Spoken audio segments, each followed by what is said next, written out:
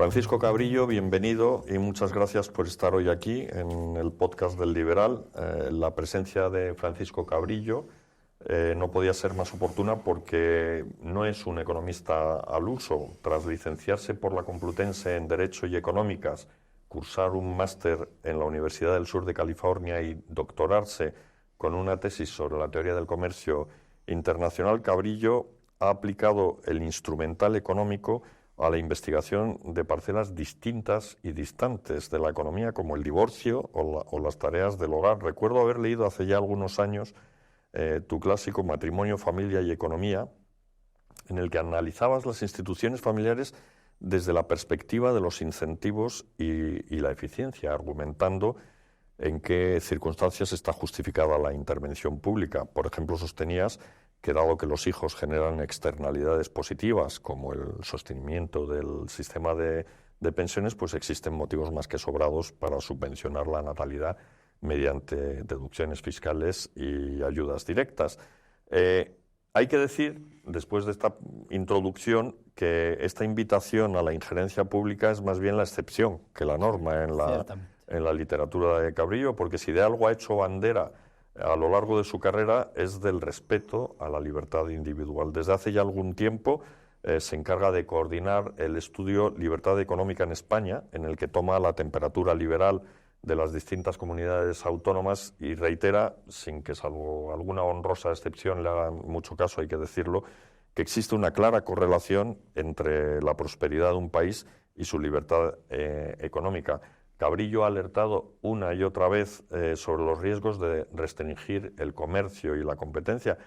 Y dicho esto, pues habrán comprendido ya por qué he comentado que su presencia en el podcast del Liberal no puede ser más oportuna, porque estamos asistiendo a uno de los ataques más feroces contra el comercio y contra la competencia, por parte además del más improbable de los actores, los Estados Unidos de América, y por ahí quería yo empezar esta aventura.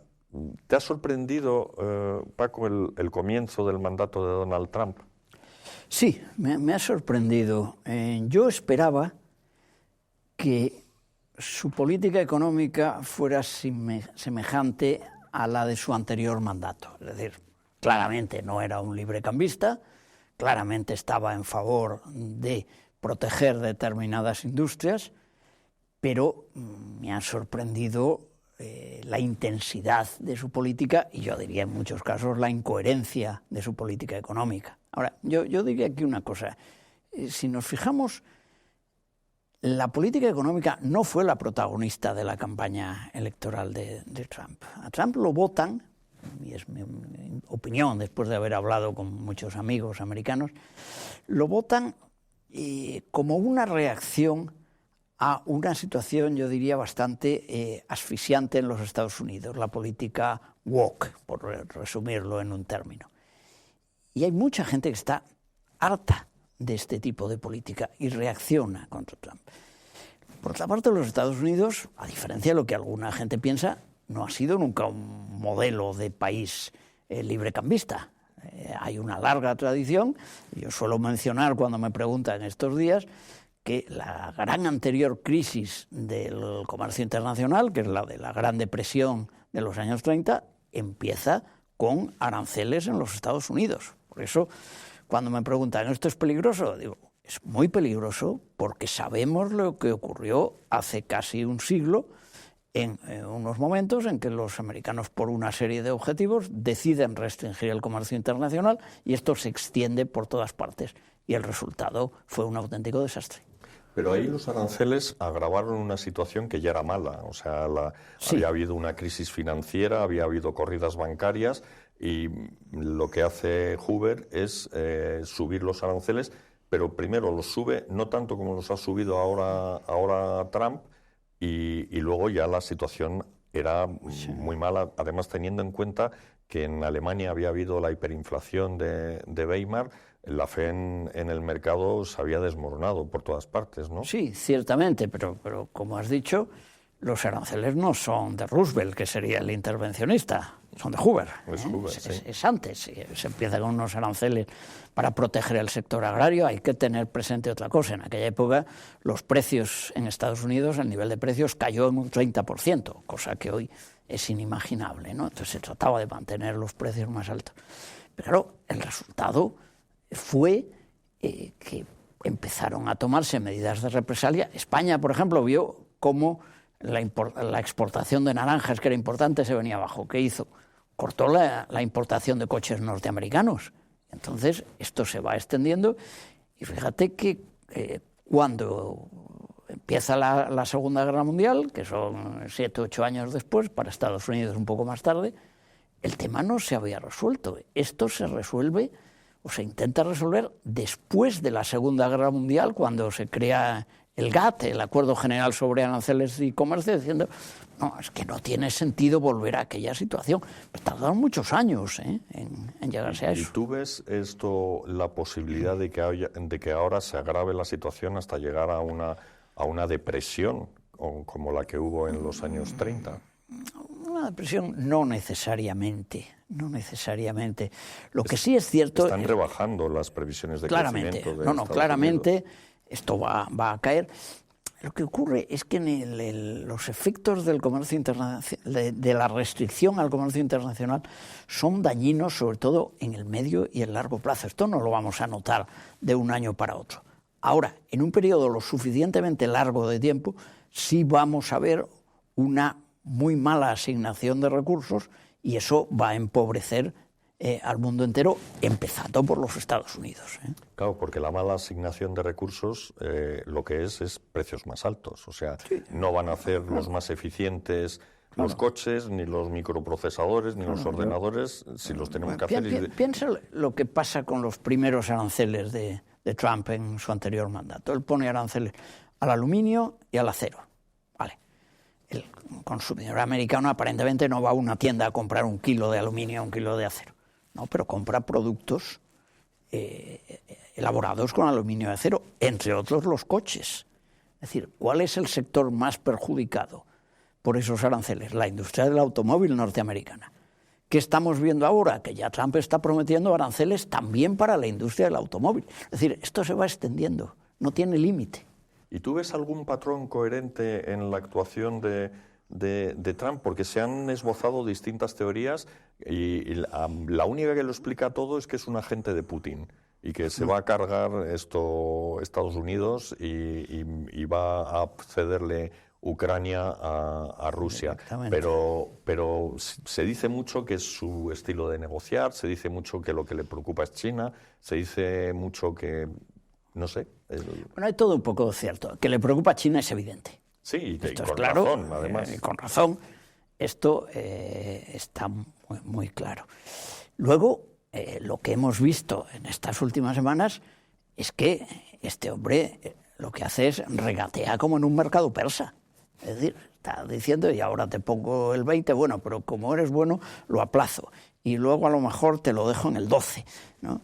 Ese tipo de estrategias. Yo tengo ahí una duda, porque lo que se está diciendo al votante norteamericano es mentira. Es decir, esta idea de el arancel lo va a pagar el exportador, nosotros no. Bueno, esto es de un curso elemental de economía. Mire usted, eso va a depender de la elasticidad de la función de demanda. Y al final, quien normalmente acaba pagando esto son los consumidores, claramente. Y esta idea de, no, y además yo voy a resolver el problema del déficit presupuestario porque voy a recaudar mucho con los aranceles. Algo recaudará, sin duda, pero a un coste de eficiencia tan elevado que claramente a medio plazo va a ser negativo. Claro, ¿y qué opinas del criterio supuestamente matemático que utilizó para establecer el nivel arancelario? Ahí salió el Día de la Liberación con una especie de menú de chiringuito de playa. Sí, me miré la fórmula aquella. Es una de las cosas más pintorescas que he visto en mi vida. Para los que no lo conozcan, él intentaba calcular además el arancel país por país, viendo cuál era el grado de déficit que tenían los Estados Unidos y el nivel de comercio exterior. con ese país. Claro, esto parte de una idea absurda. Primero, no tiene sentido calcular el déficit con Francia o con Holanda o con Japón. Usted tiene que ver cuál es la situación general del país. Claro, si tú haces esto, lo que dices, no, yo lo que quiero es mantener equilibrio individualmente con cada país. Esto es un completo disparate, aparte que se dejan muchas cosas fuera, como los servicios, o el hecho de que buena parte de esos dólares que están obteniendo los exportadores americanos se reinvierten en los Estados Unidos, entre otras cosas, en deuda pública federal. Claro, ese es uno de los problemas que plantea. O sea, él, una de las cosas que dice es que, o una de sus obsesiones era devaluar el dólar. Sí. Y lo está consiguiendo. Lo que pasa es que está pasando una cosa que es típica de los países tercermundistas, y es que la rentabilidad de su deuda pública sube y su moneda se deprecia. Entonces, eso tiene pinta de lo que pasó con el baht tailandés y con bueno, con algunas diferencias, ¿no? Sí, claro. Pero sí que es cierto que como Trump está obsesionado por la balanza comercial, sí que es cierto que está intentando continuamente debilitar al dólar.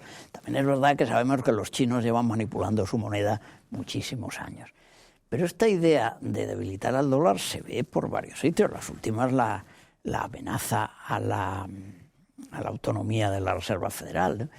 Claro, un hombre como Trump, que criticaba, y con razón, la política de Biden, con el mismo presidente de la Reserva Federal, por haber generado inflación, lo que no sé si no se da cuenta que esa política de depreciar el dólar y establecer aranceles va a elevar los precios para el consumidor. El consumidor de momento no lo nota, pero a medio plazo lo va a notar, sin duda ninguna. Sí, los datos son un poco alarmantes, ¿no? En las expectativas de inflación, la confianza de los consumidores, las ventas minoristas, todo está encendiendo luces rojas. O sea que, ¿tú crees que este hombre conservará el control de las cámaras en las elecciones de midterm? Ojalá se haya resuelto para entonces, ¿no? Pues no está claro, puede perderlo, claro, falta mucho tiempo todavía. Pero, vamos a ver, hay que pensar en una cosa, las cámaras, cuando hablamos de control de las cámaras, no es lo que la gente no piense que es lo de España, Claro. que el señor Sánchez coge el teléfono y le dice, Menéndez, vota tal cosa. No, cuidado. Allí los diputados son gente muy independiente porque no van por listas, son distritos uninominales y dependen de sus votantes. Y esto siempre ha ocurrido, que los presidentes en determinados momentos tienen que llamar a congresistas de su propio partido para convencerles que voten a favor de lo que ese partido está diciendo, porque otros están dispuestos a estar en contra. Si esto sigue en esta situación, lo puede tener complicado. Pero también puede cambiar de política el mes que viene, no sabemos. Ese es uno de los aspectos más inquietantes de Trump, porque ahora ha aplazado la aplicación de los aranceles estos del día de la liberación. Dicen que sus asesores se asustaron al ver lo que estaba pasando con el dólar y el mercado de bonos. Pero ¿no te parece que la situación actual, eso que comentabas tú antes, que coges a un interlocutor, empieza a negociar contigo, ahora te subo, eso genera una incertidumbre fatal para los negocios, ¿no? Lo que pasa es que de momento estamos en un plazo muy corto. Es decir, no ha habido tiempo suficiente para que se tomen decisiones de inversión y las empresas, estoy seguro, que las están aplazando. Yo creo que estamos en una primera fase de negociación, vamos a ver lo que dura. Desde luego, si dentro de un año estuviéramos así, la situación sería mucho más preocupante. Claro. Y el lema de Trump es volver a hacer grande América, pero Estados Unidos había alcanzado niveles de bienestar y de poder máximos a lo largo de su historia. ¿O tú lo ves como una potencia en decadencia? Vamos a ver, hay que entender un poco el país, ¿no? Estados Unidos es el gran país después de la Segunda Guerra Mundial, los años 50, etc. Y ha tenido épocas de baja. Cuando yo me voy a estudiar a Estados Unidos, el año 74, yo llego a California unos meses después de la dimisión de Richard Nixon y en plena primera crisis llegó el año 74, la crisis del petróleo es del 73. Bueno, yo encuentro un país deprimido, absolutamente. Y eran unos momentos en los que se decía, nos va a superar Japón, nos está superando Alemania, el dólar se viene abajo, etcétera, etcétera. Luego cambia, es Ronald Reagan el que realmente relanza otra vez el país, ¿no? Y el país se va estableciendo con épocas mejores, peores, pero como tú dices antes, si uno coge las estadísticas de los últimos años, lo que me indican los datos es que Estados Unidos ya se estaba separando por arriba de la Unión Europea. Es decir, quien estaba quedándose atrás era Europa. Sí, sí. Hombre, él puede decir, no tenemos el poder político que teníamos antes, porque están ahí los chinos, no Europa, que no tiene ninguno, pero están ahí los chinos. Eso puede ser, pero esto de hacer Make America Great Again, yo creo que es pura propaganda electoral que supongo que llega al corazón de muchos votantes, especialmente no urbanos del país, ¿no? ¿Y qué va a pasar con el dólar? Porque cabe la posibilidad de que se acabe con aquello de Valéry Giscard d'Estaing, que lo llamaba el privilegio exorbitante. Sí, bueno, los franceses siempre han tenido eso, y cuando De Gaulle intentaba volver al patronor. A ver, es que eso no depende solo del dólar. Te he puesto antes el ejemplo de las crisis del dólar a principios de los años 70. El dólar, no lo olvidemos, estaba, cuando se crea el sistema monetario internacional tras la Segunda Guerra Mundial, hay dos países que fijan su paridad con el oro, son la libra y el dólar. La libra cae ante la debilidad de la economía inglesa, y unos años después, en Estados Unidos, si no recuerdo mal, yo creo 71, 72, por ahí. Sí, fue Nixon también. Nixon devalúa el dólar, ¿no? Entonces, el dólar cae en picado, hay una debilidad enorme. Pero luego el dólar se rehace porque la pregunta es, ¿qué tenemos enfrente? ¿El euro? ¿Realmente el euro va a inspirar más confianza que el dólar? La experiencia nos demuestra que no. Yo creo que el dólar va a seguir siendo la moneda de reserva. Claro, si tienes un presidente, como hemos dicho antes, que su obsesión es debilitar su propia moneda para ganar competitividad en el comercio de bienes y servicios, pues la moneda puede quedar tocada, al menos temporalmente. Pero yo no veo una moneda que pueda sustituir al dólar en este momento. No hay alternativa ni siquiera, y tampoco al mercado de bonos americanos. Exacto. O sea, no hay, en este momento no. Los europeos tendrían que lanzar su propio eurobono, ¿no? Bueno, o el bono alemán, tampoco es tan importante fuera el eurobono, pero es un mercado mucho más grande y con una moneda sólida. El problema de Europa es que no lo olvidemos. Ahora estamos hablando del dólar, pero hace, ¿cuándo fue? 15 años. La gente se planteaba si el euro iba a durar. Sí. Bueno, con una moneda, después de la crisis de 2008, la posición del euro era enormemente débil. Convertir esto en moneda de reserva de aceptación general no es fácil. No es fácil. Antes hemos mencionado a China. A Trump no le faltan razones en su planteamiento de China. Tú has comentado que China hace trampas con su moneda, probablemente está inundando de bienes parcialmente subvencionados los mercados internacionales, pero ¿cómo habría tenido el presidente de Estados Unidos, Trump o Biden o Kamala Harris, cómo tendrían que haberse enfrentado al problema de China? El propio Krugman decía que los aranceles eran inevitables. Bueno, yo lo que veo es algo de lo que no se ha hablado desde hace años.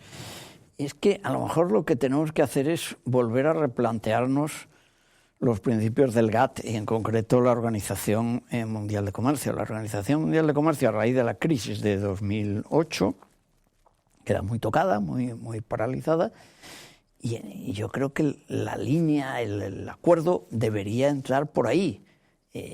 Cuando China ingresó en la Organización Mundial de Comercio, bueno, se dijo, tenemos por lo menos ya un cierto orden. Bueno, luego siguieron haciendo lo que hicieron, pero yo creo que la línea tendría que ir por ahí. Pero ¿cómo consigues esto encauzar a los chinos si los chinos no quieren entrar por el cauce? Ya, pero estamos hablando de todos modos a no muy largo plazo, porque las cosas han ido cambiando. China empieza vendiendo productos de mala calidad muy baratos.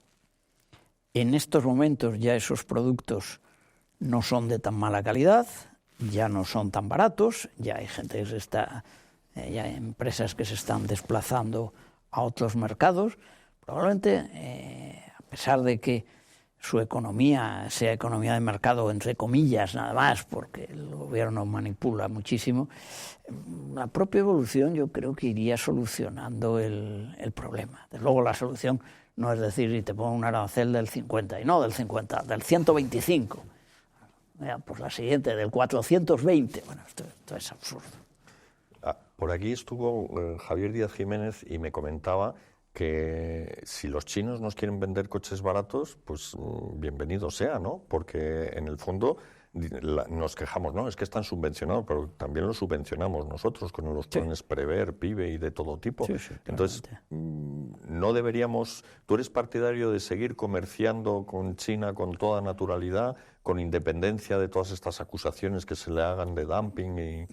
Sí, claramente, porque, vamos a ver, esto es lo que ha contribuido, el comercio internacional chino ha contribuido mucho a elevar el nivel de vida de Occidente y a contener la inflación, no lo olvidemos, a precios más baratos. Y, vamos a ver, China puede ser, por usar una expresión del siglo XIX de Inglaterra, la fábrica del mundo, que se decía, ¿no? Bueno, esto no puede durar. Esto acabará extendiéndose a otros países. Claro, pero tienen miedo los americanos de que los chinos se queden con todo.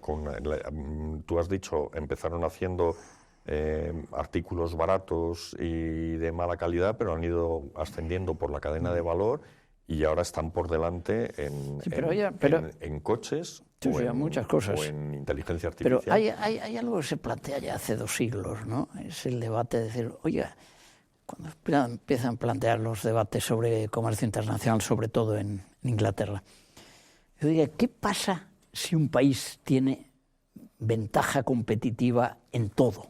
Dice, no, mire usted, es que ventaja competitiva no puede tener en todo. Una ventaja comparativa en unas cosas más que en otras. Y China, además, es un país que tiene un mercado con un potencial enorme. Ha crecido mucho el mercado. Imagina lo que pasará cuando los chinos alcancen un nivel de vida similar al de los europeos. Claro, el incremento de consumo va a ser espectacular y esto se va a extender por todo el mundo. Ya es muy criticable por muchas cosas, pero este tipo de planteamientos no me convencen. ¿Y tú crees que lo que deberían hacer ahora los dirigentes europeos es seguir comerciando con China con absoluta naturalidad, incluso buscar en China los clientes que se van a perder en Estados Unidos? Bueno, hay que buscarlo en todas partes, ¿no? Vamos a ver, el problema, otro de los problemas típicos, si es que son cosas ya tan vistas, el comercio internacional es qué pasa si un país adopta medidas de represalia. Y ahí la teoría económica lo tiene claro. Un país que adopta medidas de represalia se está, entre otras cosas, perjudicando a sí mismo. Claro. Pero claro, también es cierto que estamos en un modelo de estrategias. Yo puedo adoptar medidas de represalia en un modelo de juegos para obligar al otro a reaccionar. Y eso hay que hacerlo. Entonces es un juego enormemente delicado que yo lo que esperaría es que las cosas se asentaran en un momento dado. Lo que, como he dicho antes, lo que sería terrible es mantenernos en esta situación durante mucho tiempo, porque aquí sí que las empresas ya no saben lo que van a hacer. Lo que tú decías, ¿qué puede hacer una empresa? ¿Cómo tomo yo una decisión de inversión hoy? Claro, es muy complicado. Otra queja de Trump se refiere a los europeos y es que dice que somos unos gorrones. Eso es verdad. Vamos a ver. Ahí Trump tiene toda la razón. Vamos a ver, es decir, vamos a ver, hemos vivido muchos años en que en Europa decíamos, no, es que nuestro sistema del bienestar es mucho mejor, fíjate lo mal que están los americanos, etcétera. Y al mismo tiempo, los americanos estaban gastando una gran cantidad de dinero en la defensa de Europa, mientras Europa no gastaba nada. Yo creo que ahí Trump tiene toda la razón y eso sí que debería equilibrarse. Y ya que estamos en Europa, ¿qué opinas de los informes Letta y Draghi? Bueno, yo creo que son informes que reflejan una realidad. La primera parte, digamos, está bien. La segunda parte, sobre todo en el informe Draghi, sí, la de las subvenciones. Es un poco sorprendente, ¿no? Porque es decir, bueno, Europa está mal, tenemos estos problemas. Es un poco lo que decíamos antes. Europa, esos informes nacen de la idea de que Europa está perdiendo posiciones frente a Estados Unidos, muy claramente. Entonces, dice, hacemos esto. Bueno, tenemos que adoptar una serie de medidas. Y la impresión que da es que las medidas que se quieren adoptar son probablemente responsables de la situación mala en la que nos encontramos ahora. Esa es la incoherencia. ¿Como por ejemplo? Pues lo que planteabas antes, todo el tipo de subvenciones, de regulaciones. Yo suelo poner a mis estudiantes un ejemplo, es el ejemplo de la inteligencia artificial. No hay ninguna empresa europea potente en inteligencia artificial hoy. Eso sí, Europa, Bruselas, lleva mucho tiempo diciendo que tenemos la mejor regulación de inteligencia artificial del mundo. Somos líderes en regulación de la inteligencia artificial. Bueno, eso es lo que no deberíamos ser. Claro.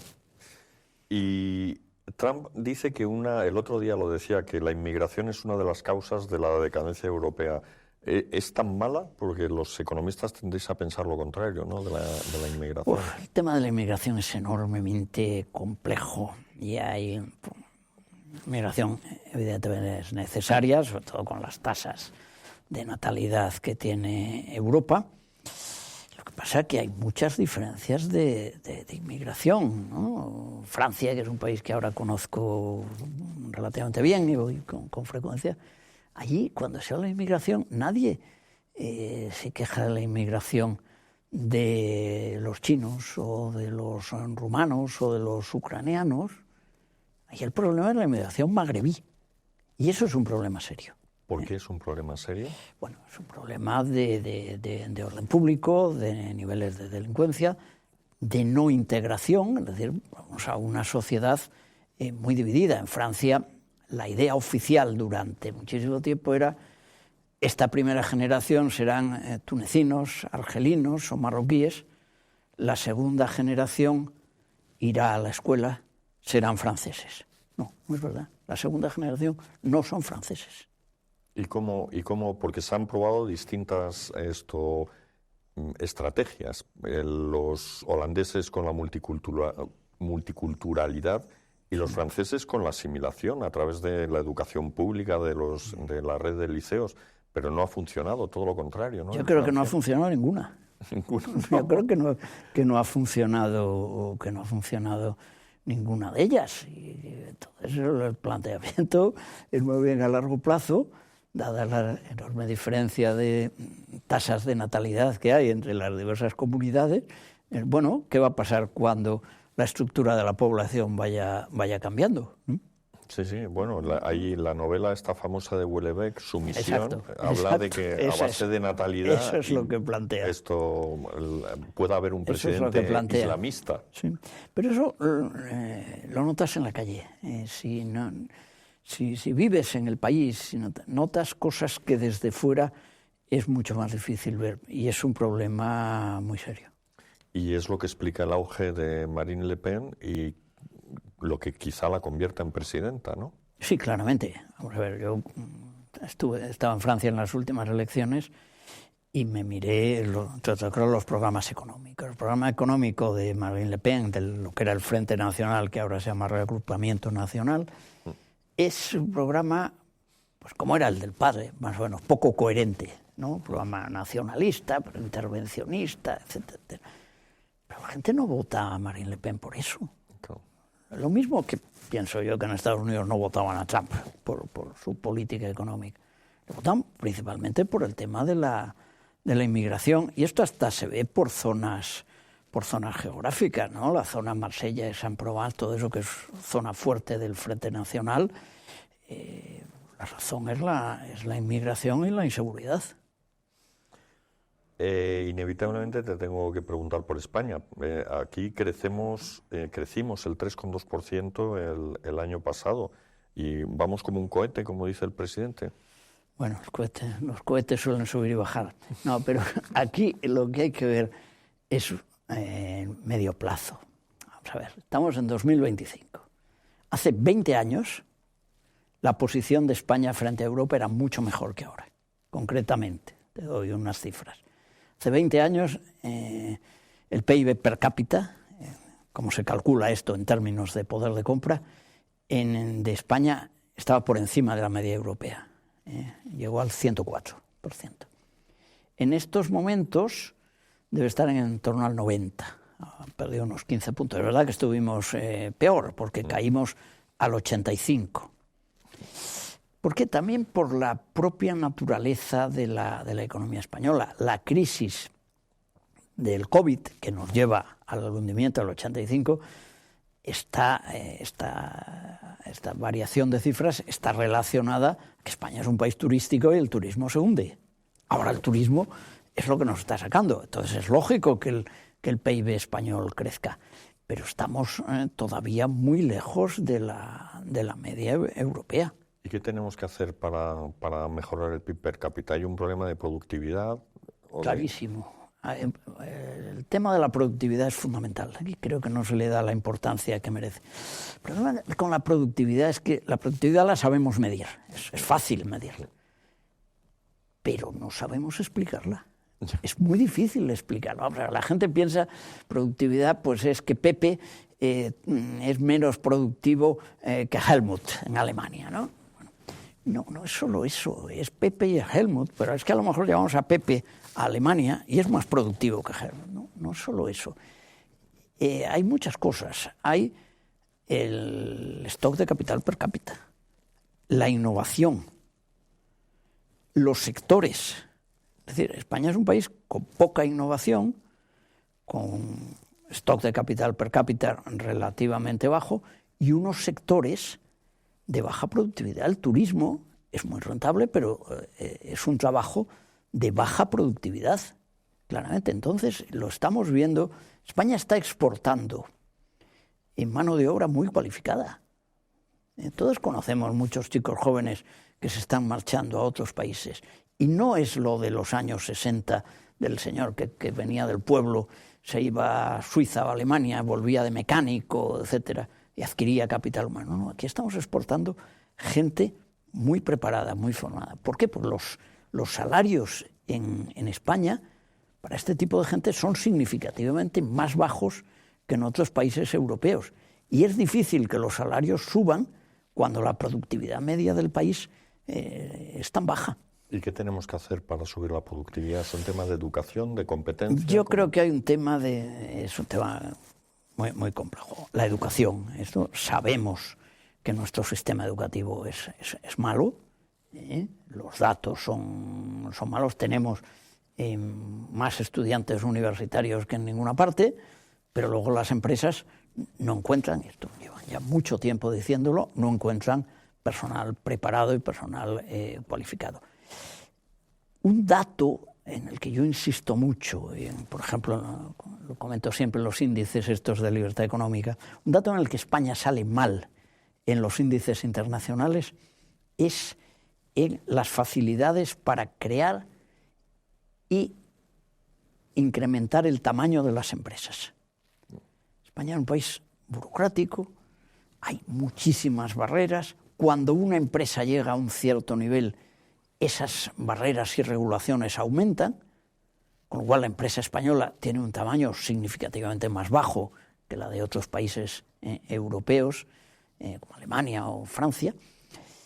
Entonces, yo creo que hay que cambiar esa mentalidad frente a la empresa. Yo creo que la solución tiene que venir por empresas innovadoras a las cuales no se les haga la vida imposible. Se les haga la vida imposible por vía regulatoria y por vía fiscal. por o sea, las que dos. se trata más bien de que el Estado se inhiba más que el Estado haga algo, ¿no? Sí, que deje de hacer. Efectivamente. Esta idea de que no, vamos a cambiar esto porque el Estado va a reorientar, olvídese. Eso es peligrosísimo. Déjese usted que la gente cree empresas.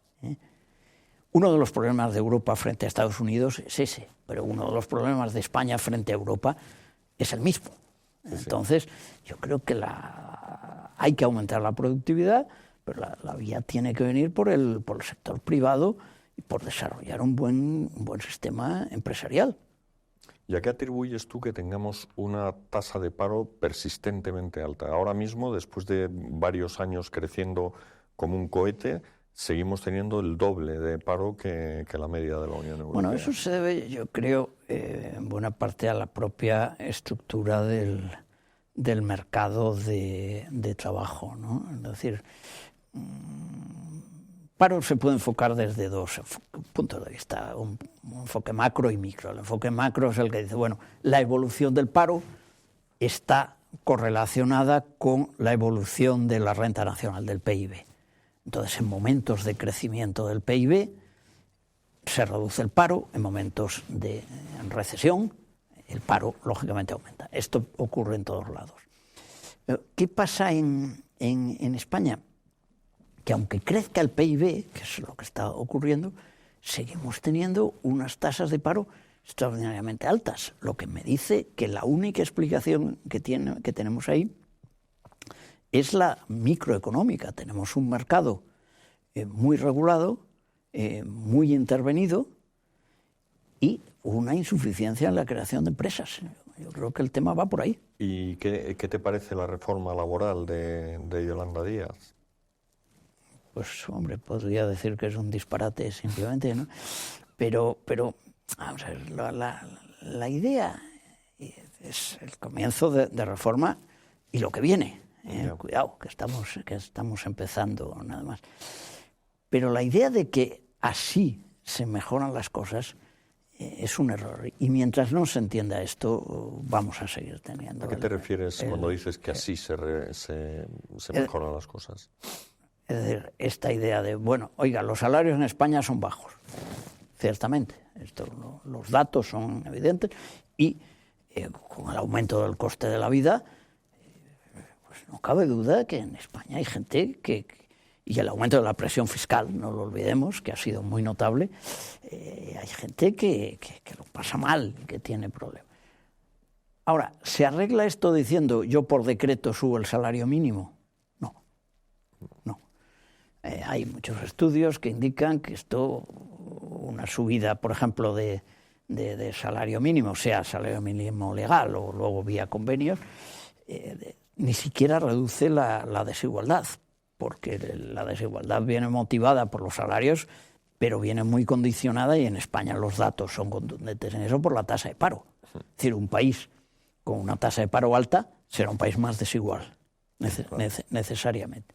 Entonces yo me temo que la reforma, o que las reformas que se están planteando, van todas por ahí. Oiga, como la gente gana poco, obligo a subir el sueldo.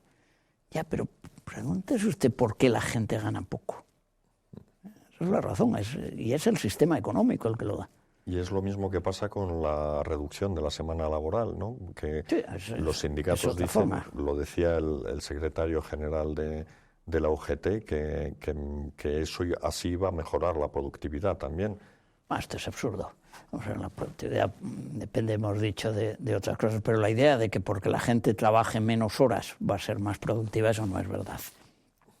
Y hay que verlo desde otro punto de vista. Una reducción de la jornada laboral es equivalente a un aumento del salario hora. Eso es como hay que plantearlo. Es decir, vamos a ver, este señor trabajaba por convenio 38 horas, ahora va a trabajar 35, ¿vale? Haga usted la división, lo que me está diciendo es que por hora le voy a pagar tanto más. Bueno, pues así es muy difícil reducir el paro, ¿no? Otro error es decir, no, si yo reduzco la jornada laboral, claro, la gente trabaja, por ejemplo, un 7% menos. ¿Vale? Entonces se contratará un 7% para suplir. No es verdad. porque lo que se ha hecho ha sido subir el sueldo, y entonces no se va a contratar más gente. Claro. ¿Tú crees que los jóvenes actuales van a ser la primera generación que viva peor que sus padres desde la Segunda Guerra Mundial? Bueno, esto es algo de lo que venimos oyendo hablar desde hace mucho tiempo, ¿no? Y es muy difícil contestar a esa pregunta porque seguramente va a haber oscilaciones. Es verdad que ahora mismo estamos en un momento, y los datos nos lo dan, los salarios de los jóvenes en España, comparando con otros países europeos, son relativamente bajos y su poder de compra es relativamente bajo debido, entre otras cosas, primero al aumento de los precios y sobre todo al tema de la vivienda, que es un tema grave, que esto sí que afecta muy directamente a los jóvenes. Y luego hay otro punto que no se toca, y es que, vamos a ver, cada vez se ve más claro que hay un choque de intereses entre generaciones. Y como yo suelo decir, yo estoy en los viejos, y los viejos estamos ganando la batalla. Y sinceramente no me gustaría, es una batalla que preferiría perder, no ganarla. Pero sí que es verdad que si vamos comparando las pensiones, que no paran de crecer, como es lógico, porque estamos hablando ya sobre cotizaciones y salarios mayores, cada pensionista que se jubila, que fallece y es sustituido por un nuevo pensionista que se jubila, indica un alza, porque eso está muy alto. Entonces, esto hay que pagarlo de alguna manera. ¿Cómo se está pagando? Por impuestos. ¿Y quiénes son los que, o por impuestos o por deuda, que son impuestos diferidos? ¿Y esto quién lo va a pagar? Pues las generaciones jóvenes. ¿Y qué habría que hacer con la vivienda, que es lo que has comentado tú? Que hay un problema grave, que es un problema universal, porque el problema de la vivienda lo tienen en Estados Unidos, en Europa. El problema de la vivienda también es antiguo, ¿no? Alguna vez que me han preguntado, digo, hombre, si se hacen las cosas mal durante mucho tiempo, lo normal es que los resultados sean malos, ¿no? Entonces, yo me miré la ley española del derecho a la vivienda haciendo algo que no hace nadie. En la ley esa es muy curiosa, porque si uno mira la exposición de motivos, se supone que el legislador y el gobierno explica lo que quieren hacer. Hay unas referencias a la situación actual, al mercado, a resoluciones internacionales, los derechos humanos, ¿no? Pero no se habla en lo que siempre se hablaba de las exposiciones de motivos, que es la legislación anterior. Bueno, yo me miré la legislación anterior y quedé sorprendido de las semejanzas que tiene esta ley con la ley de Franco. La primera, Franco tuvo dos leyes de arrendamiento. La primera, la más radical, que era la de 1946. El enfoque es el mismo, ¿no? Las dos leyes parten de que hay un problema real, que es evidente, mucho peor en el 46, lógicamente, tras la guerra civil, que es un problema a largo plazo, también la ley del gobierno actual lo reconoce, usted, esto no lo arreglamos en 2 días, y que mientras se llega a esa solución vamos a adoptar medidas provisionales. ¿Cuál es el problema? Que esas medidas provisionales agravan la situación. ¿Qué es lo que se hace en época de Franco? Control de rentas, intervención de todo tipo. Antes se olvida algo que esto a la izquierda tendríamos que recordarlo. En esa ley del 46 se permite al gobernador civil la expropiación de uso de los pisos vacíos. Algo que se ha planteado ahora también. Bueno, eso está en la ley de Franco. ¿Cuál es el resultado? Pues que España, al menos, estamos hablando del 46, hasta la ley Boyer, 40 años después, que empieza a mejorar las cosas, es un desastre. Fue un desastre el sector vivienda. ¿Qué nos indica esto? Que partimos de un problema que es real. Ahora, la regulación pública puede todavía empeorar las cosas. Lo hizo en época de Franco y yo me temo que lo está haciendo ahora también. Y esto, cuanto más tiempo pase, peor, porque el problema se va a ir agravando. Claro, la escasez de vivienda, claro, la falta de oferta. Y ya la última pregunta. Llevamos, no sé, ya 3 años sin presupuestos generales. Esto, sí. Y no da la impresión de que vayan a aprobarse estos tampoco. No, tampoco. Bueno, vamos a ver, a la hora de analizar esto también depende de cada país. Si estuvieron, antes hablábamos de los Estados Unidos esto sería impensable, entre otras cosas, porque allí la regulación es muy clara. Si no hay presupuesto, solamente vamos a mantener los servicios esenciales, ¿no? El ejército, la policía, los bomberos y una serie de sectores básicos. Los demás funcionarios se van a casa sin sueldo, no cobran. Vale. En España no es así. No, se prorroga. En España se prorroga, con lo cual uno puede vivir con presupuestos prorrogados eternamente. Pero no es una manera de traicionar la democracia. Ahora, por ejemplo, el presidente ha aprobado una partida de 10.000 millones para defensa. Sí. Pero no se supone que los presupuestos están para que los españoles controlemos cómo se gasta el dinero, si al final va a hacer lo que le da la gana. No solo eso, el origen del Parlamento histórico es el control de los presupuestos y los impuestos, porque lo que he leído hoy es que en este aumento del gasto de defensa, no solamente que lo haya hecho por las buenas, es que ni siquiera lo va a someter a opinión consultiva del Congreso. Dice, no, va a ir al Congreso a explicarlo, pero no les va a preguntar si les parece bien. Oiga, pues para eso quédese usted en casa, ¿no? O sáquelo usted en el boletín oficial del Estado y reparta copias a los diputados, porque para otra cosa da la impresión que no valen, ¿no? Claro. No, ese es un problema de fondo del sistema democrático. Es decir, hemos hablado de economía, pero las estructuras del sistema democrático en España se están tambaleando. Es una situación grave. Hay un problema institucional grave, ¿no? Muy grave,